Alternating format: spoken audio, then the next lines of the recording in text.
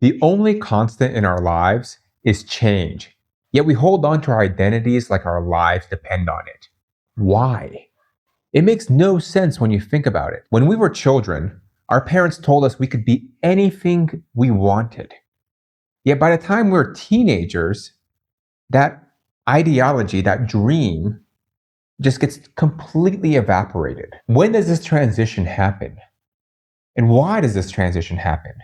It has to do with the fact that for the first time, we're seeking external validation from our peers, right? That's when we start feeling attraction for the opposite sex. And immediately we start behaving in a way that we think another is going to appreciate. And the paradox of that is that the one who is totally unique in himself or herself is the one that gets most admired by society for being so authentic. But when we're in this pyramid, we're unable to see clearly that what really gets us what we want is to be ourselves. But we've conditioned ourselves so much to be starved for validation that we end up neglecting the very thing we should be focusing on. Now, let me kind of pinpoint some examples that I think are quite interesting. For example, alcoholics. They have this pride of labeling themselves as such. Well, I'm an alcoholic, therefore I can't do that, or well, it's almost depressive. Or on the other side of the equation, and I think folks that triumph over alcohol is fantastic, but they hold on to this label around being an alcoholic. Or I've been sober for 14 years. I've been sober for 15 years. I'm like, why? Why does that matter?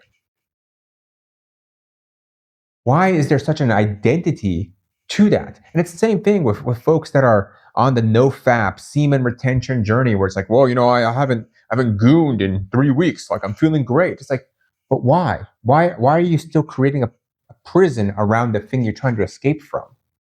And we do this in every area of life. With our jobs. It's like, oh, well, Bob's a company man. He's been at the company for 30 years, and that's part of his identity, and he's not willing to change that. That label is what I think keeps us trapped in our own belief system. Now, I fundamentally believe that you can learn anything, but most folks have a poor relationship mentally with that subject. I'll give you an example. I remember this girl telling me the story about how when she was, in grade school, she was really good at math, and she was getting a lot of kind of validation and attention from her teachers for being good at math. And she immediately was at that age where she was getting interests in boys and whatnot, and she started hijacking her math potential. She started becoming bad at math.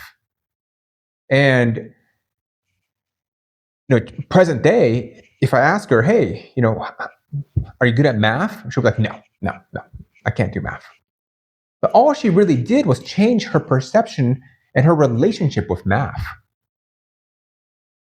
just to fit in the social construct around her. And in my mind, I'm going, well, if you were really good at math, you'd be 100 times more attractive to me. So it's a little puzzling that we constrict ourselves. We're unable to change our identity because we are so conditioned to stay consistent to those around us, when those around us would be overjoyed with happiness if we changed, if we grew, if we became better versions of ourselves.